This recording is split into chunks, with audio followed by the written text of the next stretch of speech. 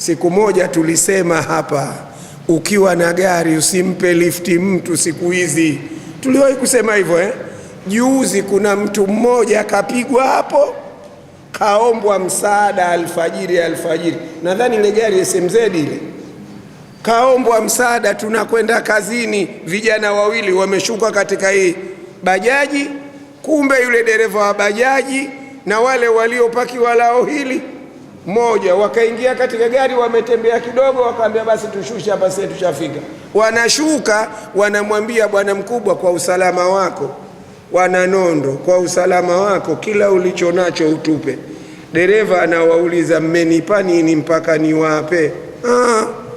Alichezea kipondo, walimtoa mule katika gari.